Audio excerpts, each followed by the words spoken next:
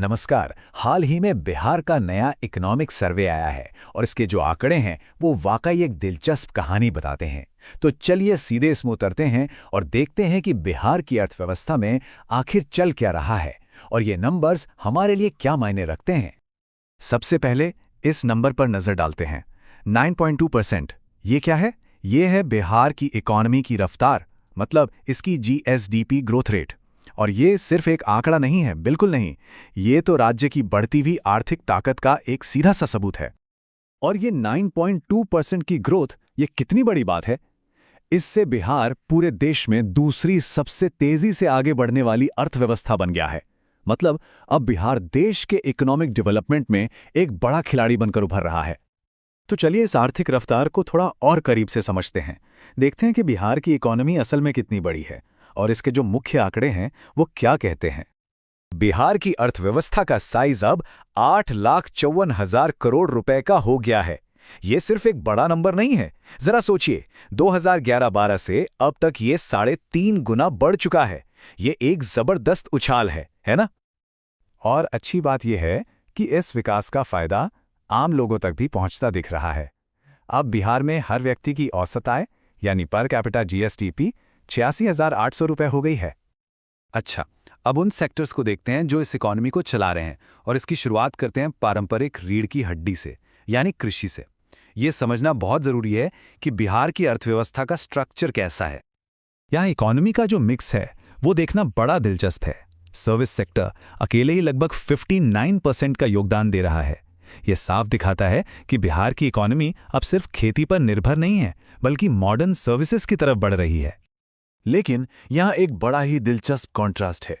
देखिए, भले ही service sector economy में सबसे ज्यादा पैसा ला रहा है, लेकिन बिहार की आधी से ज्यादा आबादी आज भी खेती-बाड़ी में ही लगी हुई है। तो इसका मतलब क्या हुआ? इसका सीधा मतलब ये है कि आबादी का एक बहुत बड़ा हिस्सा इकोनॉमी के उस पार्ट पर निर्भर है जो उतना प्रोडक्टिव नहीं है। और ये सच कहूं तो एक बहुत बड़ी चुनौती है। लेकिन ऐसा नहीं है कि कृषि में कुछ अच्छा नहीं हो रहा। यहां भी कुछ कमाल की कहानियां हैं। क्या ये पता था कि देश का 85% मखाना बिहार से आता है? सिर्फ इतना ही नहीं, दूध, अंडे और मछली के उत्पादन में भी पिछले 5 सालों में जबरदस्त उछाल आया है। यह दिखाता है कि किसान अब पारंपरिक खेती से आगे बढ़कर सोच रहे हैं। चलिए अब खेत से निकलकर फैक्ट्री और ऑफिस की ओर बढ़ते हैं। ये सेक्शन इंडस्ट्री और राज्य में रोजगार की स्थिति पर फोकस करेगा। रोजगार की बात करें तो सर्वे एक बहुत ही पॉजिटिव आंकड़ा दिखाता है। बिहार में बेरोजगारी दर सिर्फ 3.0% है। ये ऊपर से देखने में तो बहुत अच्छा लगता है, लेकिन जरा जमीनी हकीकत भी देख लेते हैं। लेकिन जैसे ही हम मजदूरी पर नजर डालते हैं तो तस्वीर थोड़ी बदल जाती है। चाहे गांव हो या शहर, महिलाओं को पुरुषों के मुकाबले लगातार कम मजदूरी मिल रही है। ये एक ऐसी चुनौती है जिस पर ध्यान देना ही होगा। और ये जो गैप है, ये सिर्फ मजदूरी में नहीं है, बल्कि काम करने के मौकों में भी दिखता है। पुरुषों की तुलना में बहुत कम महिलाएं लेबर फोर्स का हिस्सा हैं। और जो महिलाएं काम कर भी रही हैं, उनमें से ज्यादातर या तो खेती में हैं या फिर अपना कोई छोटा मोटा काम कर रही हैं, जहां आमदनी अक्सर कम और अनियमित होती है। अब फोकस भविष्य पर करते हैं, उन बड़े इंफ्रास्ट्रक्चर और डिजिटल प्रोजेक्ट्स पर जो राज्य को मॉडर्नाइज कर रहे हैं। ये हैं विकास के नए स्तंभ। इंफ्रास्ट्रक्चर का विकास कैसे इकोनॉमी को बदल रहा है, ये इस आंकड़े से बिल्कुल साफ है।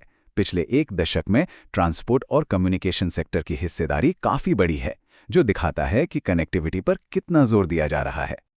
और ये बदलाव सिर्फ आंकड़ों में नहीं, जमीन पर भी दिख रहा है। ये 4 बड़े एक्सप्रेसवे प्रोजेक्ट्स ये उस पैमाने का एहसास कराते हैं जिस पर कनेक्टिविटी का जाल बुना जा रहा है। ये व्यापार और सफर दोनों को पूरी तरह बदल देंगे।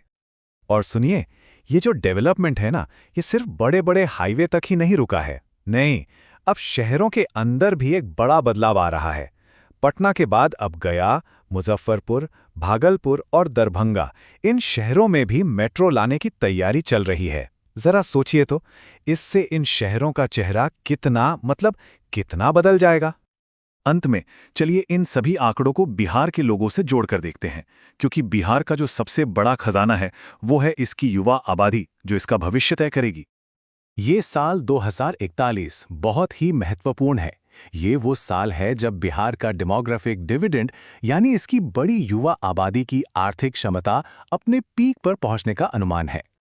आसान शब्दों में कहें तो डेमोग्राफिक डिविडेंड का मतलब है कि राज्य में आश्रित लोगों की तुलना में काम करने वाले लोगों की संख्या ज्यादा होगी।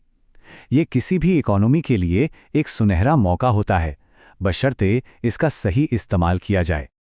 तो सवाल ये उठता है, एक तरफ बिहार की तेज विकास दर है और दूसरी तरफ इसकी विशाल युवा आबादी।